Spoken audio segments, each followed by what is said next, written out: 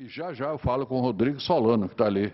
Ele é jornalista, é formado em comunicação social, é ex-participante do Aprendiz Universitário 2010, aquele que o João Dória Júnior participou, né?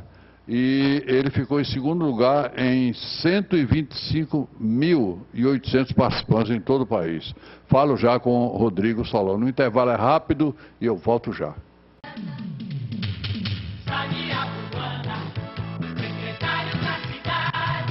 Rodrigo, vamos falar sobre esse Aprendiz Universitário 2010. Você aprendeu muito, né?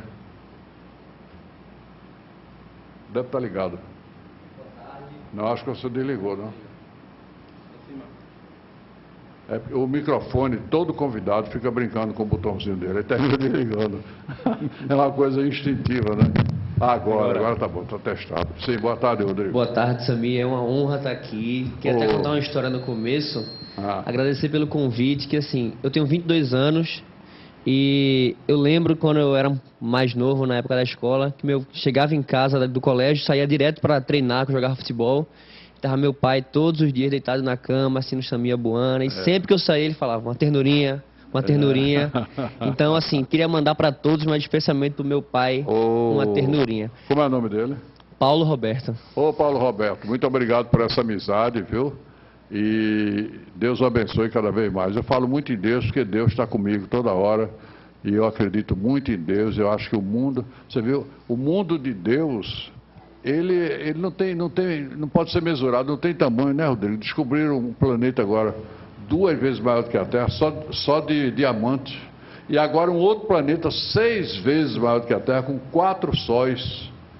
Veja, não tem limite. A gente não sabe o tamanho desse universo todo, o universo de Deus, né? E o homem acha que sabe demais, né? Ou às vezes se acha até Deus.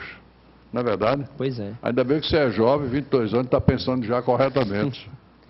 Pois é, falando do programa, foi uma loucura, mas assim, eu aprendi muito. Como você comentou no começo, eu entrei entre 125.800 inscritos. E a gente foi direto para um confinamento. Quanto tempo? Eu fiquei confinado 5 meses e 15 dias. Poxa. Então eu passei 5 meses sem ouvir a voz, sem falar, sem ver meus pais, meus amigos, ninguém. Só estudando? Só dentro de um hotel e fazendo provas. Então, assim, cada prova era uma tarefa diferente. Tinha que montar uma ação de marketing para divulgar tal marca. Tinha que aumentar o número de vendas de tal produto de uma loja. Tinha que montar uma estratégia de marketing para lançar uma nova marca de uma máquina de café, por exemplo. Isso tudo resumindo, é empreendedorismo, né? Sim, tudo voltado para empreendedorismo. E o Sebrae faz com muita maestria. Pois é, e como eu estava conversando nos bastidores, eu venho palestrando pelo Brasil inteiro, assim, nesses últimos 2 anos, e o Sebrae sempre está junto, o Sebrae sempre está apoiando as palestras, então, quando eu vi que ele era do Sebrae, foi até uma honra estar aqui também com ele, e agora eu conheci o professor Raimundo, foi, assim, uma aula realmente que ele fez até agora. Então, era basicamente isso. Semanalmente, a gente ia tendo provas, tendo tarefas, e a cada tarefa, uma equipe ganhava, uma equipe perdia, a equipe que perdia para a sala de reunião, que era a parte mais famosa do programa, que era a hora da demissão de alguém. Então, era a maior pressão e era onde a gente tinha o maior aprendizado. Então, quando a gente estava conversando nos bastidores, a gente comentou sobre essa minha derrota. Que assim, eu passei de 125 mil, cheguei na final e perdi a final. Então, assim, é até um ponto que eu toco nas palestras. Até onde é uma derrota? Você não perdeu a pois final, você não ganhou. Então... Você foi um vencedor. É um vencedor. E tem uma coisa engraçada que aconteceu no programa, que assim, a minha equipe, pela primeira vez, uma equipe passou 4, foram 5 tarefas ganhando. E a gente, quando a equipe ganhava, a equipe viajava para ter recompensas. Então, fui para a Europa, para os Estados Unidos, sempre ganhava a tarefa, recompensa. E a equipe que perdia, ia para a sala de reunião, entender o motivo que errou e aprender por que a outra equipe ganhou. Essa é uma análise importante, né? Então, a gente chegou numa hora que a gente que estava ganhando há muito tempo, a gente perdeu uma tarefa, a próxima, de lavada. Porque a equipe que estava perdendo sabia tudo que a gente estava fazendo. E a gente chegou uma hora que a gente acabou estagnando no aprendizado e começou a curtir sempre a vitória, a vitória, a vitória. Foi uma promoção da rede O programa foi da Rede Record. Rede Record. Ele acontece desde 2001, eu acho. Era antigamente com Roberto Justus. Começou com o Roberto Justus, o aprendiz. Isso, e a Depois partir de 2000... João Dória Júnior, né? O João Dória Júnior pegou em 2010, foi o primeiro de João Dória, que era um programa universitário. Então, assim, o aprendizado é gigantesco desde a parte da inscrição. Porque a gente vê que para chegar a essas 16 vagas, eu disputei com os 125 mil que eram completamente diferentes, tinham perfis completamente diferentes. 800 candidatos. E 800 candidatos. E a primeira coisa que eu fiz quando eu vi que era essa quantidade toda, eu fiz, eu não vou entrar de jeito nenhum, né? Porque assim, o que me diferencia dentre esses 125.800? E é uma coisa que eu tento bater sempre na palestra, porque tem muita gente que por ter esse pensamento não arrisca. Não arrisca. Então eu sempre pergunto, quem aqui já deixou de participar de alguma coisa porque achou que não ia conseguir? Então, assim, quase todo mundo levanta a mão. Deixei de jogar na loteria, deixei de tentar tal vaga de emprego porque eu achei que não era qualificado. E eu entrei altamente assim, não vou entrar, mas eu vou tentar. Então, assim, a cada etapa que eu ia passando, eu ia vendo qual era o meu diferencial, ia trabalhando muito isso, ia vendo o que eu tinha que trabalhar para me igualar ou superar os outros. O professor Laí Ribeiro disse numa entrevista do meu programa que hoje as escolas do Brasil, as faculdades, pecam gravemente porque não ensinam a pessoa a pensar. E não ensinam a ser inteligente. Ensinam você a aprender a matéria, e só. Ele superou exatamente isso que o professor Laí Ribeiro escreveu um livro, Como Passar no Vestibular. Você acreditou. Igual a história daquele rapaz que disse, para ganhar na loteria jogando só R$2, porque são 3 lances, né?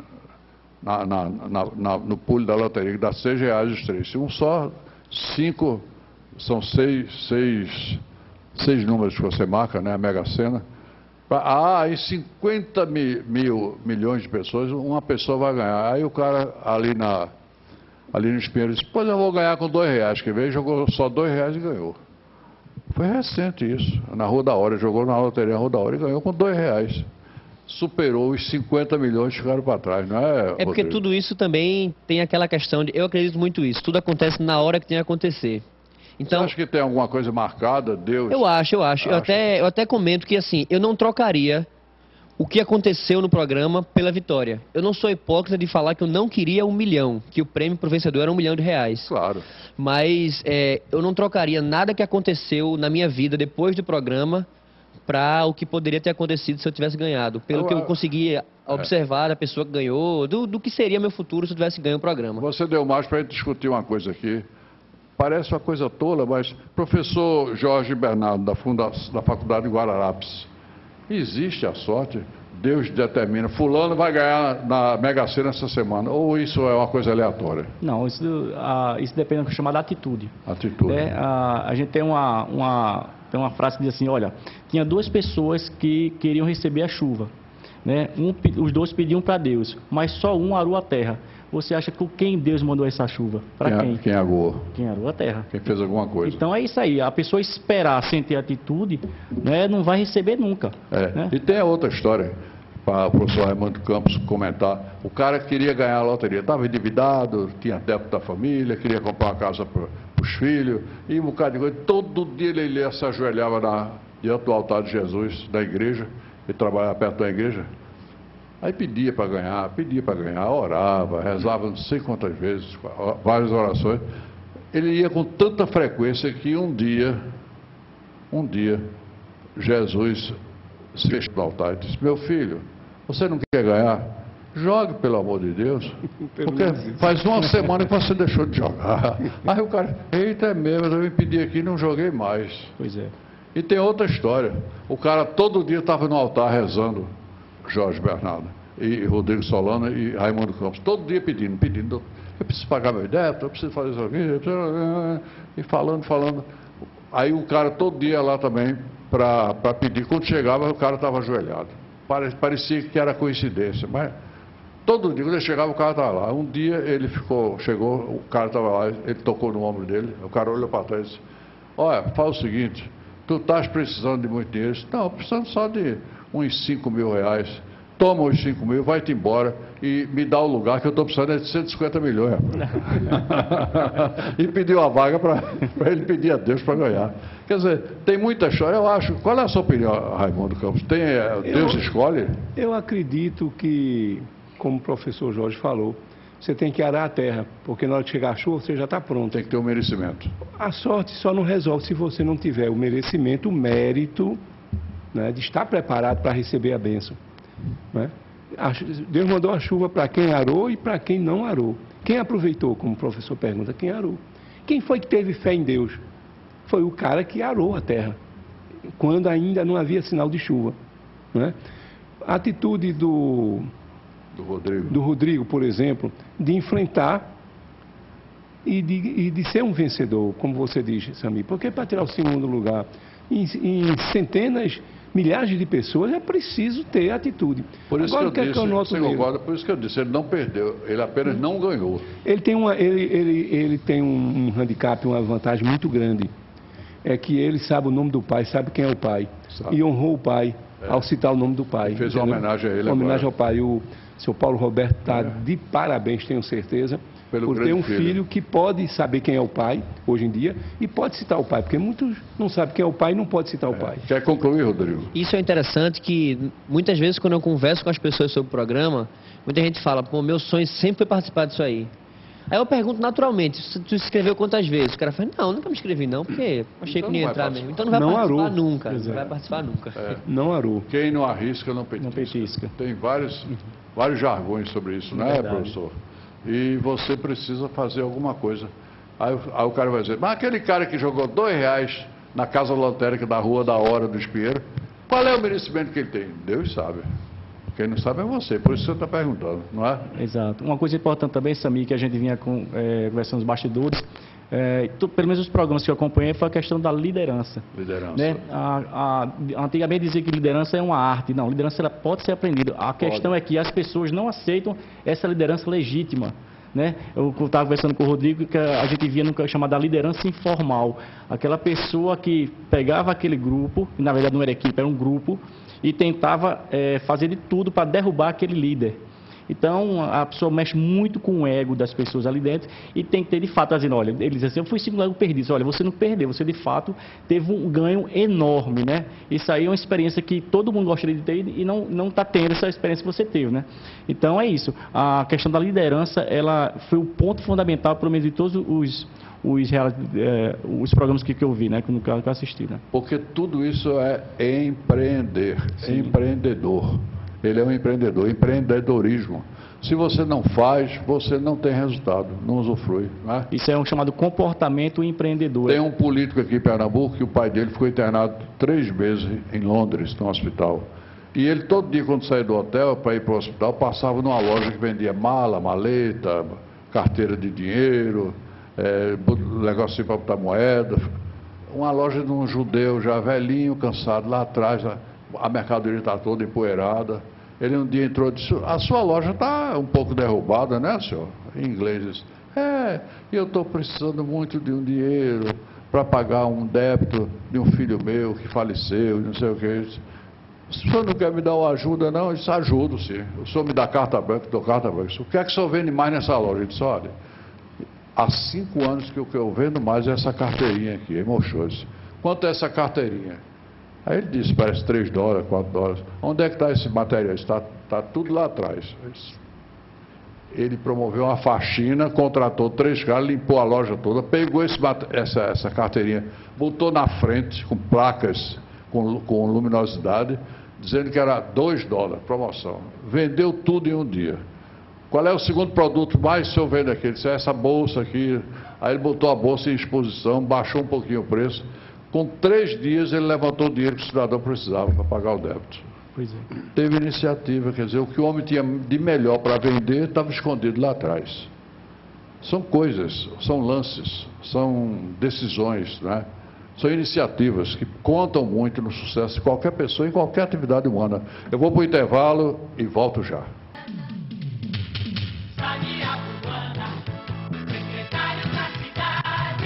Agora, Rodrigo Solano, qual foi a lição que ficou que você pode recomendar para os jovens como você? uma das coisas que eu mais tirei do programa, assim, eu diria que são 3 pontos principais. A questão da atitude, que eu acho que isso aí é do começo ao fim das minhas palestras, e eu senti isso do começo ao fim do programa. Que realmente quem não arrisca não vai conseguir nada. Eu tento sempre falar que as pessoas têm que sair de cima do muro. As 3 primeiras tarefas do programa, eu ganhei 2, só que eu ganhei numa situação de conforto. Porque a liderança estava indo muito bem, a equipe estava indo muito bem e eu quase não aparecia. Mas eu estava vencendo. E na 4ª tarefa eu fui colocado à prova, que meio que me jogaram de uma equipe para outra, e que eu fiquei numa situação que eu não conhecia ninguém. Então foi aí que eu arrisquei, que era uma prova da Nestlé, que tinha que fazer uma promoção para lançar uma nova máquina de café. E eu dei uma ideia louca de me fantasiar de coração e sair tirando foto com as pessoas na rua com a marca da máquina de café. Então, assim, essa ação ficou super famosa, a Nestlé usa até hoje. Virou um comercial da Nestlé. Virou um comercial da Nestlé. E, assim, as pessoas até hoje colocam, Solano, teu coração aí pela Nestlé e tal. Então, foi uma coisa que poderia ter sido uma loucura, mas que acabou dando certo. Eu meio que joguei, ou eu iria sair por isso, ou eu iria entrar por isso. Então, isso me deu um destaque muito grande, até uma força até a final. Outra coisa foi o relacionamento com as pessoas.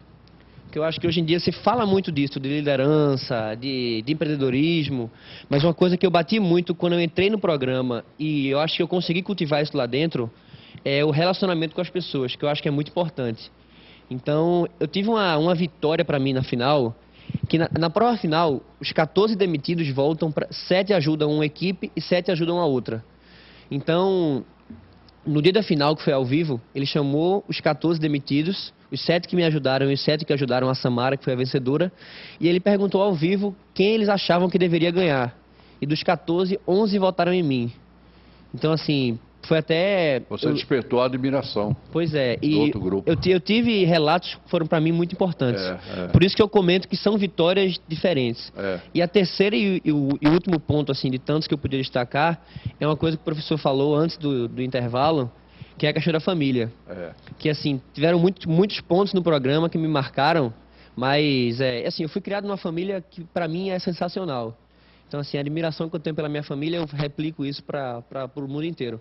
Mas eu comento algumas coisas do meu pai, que eu acho que ele tem um jeitão feito meu, assim, meio largadão. Acho que você tem o jeitão dele. Eu tenho o jeitão dele. Então, a gente teve uma tarefa que a gente tinha que... A gente foi meio que jogado na Itália, tinha que chegar de uma cidade da Itália até a outra, sem dinheiro, sem poder pedir carona, sem poder pedir esmola. A gente tinha que prestar serviço para alguém para conseguir dinheiro com essa pessoa. E eu não tinha o conhecimento da língua. Então, assim, lá no programa, no confinamento, a gente podia receber cartas. Não podia devolver, mas podia receber. Então, eu recebia muita carta com frases de livros famosos, de autores famosos. E meu pai, uma vez, ele escreveu... Está usando muito isso hoje nos Facebooks, né? Pois é. Assim, é bonito, só que às vezes não me tocava tanto. E meu pai, ele escreveu uma frase que na hora que eu li, eu achei meio... que todo mundo fala isso. Mas foi o que fez diferença para mim. Que ele falou assim, quando você achar que chegou aos 100%, ainda tem mais 20%. É uma frase meio óbvia. Mas foi isso que me fez levantar, continuar, e eu cheguei.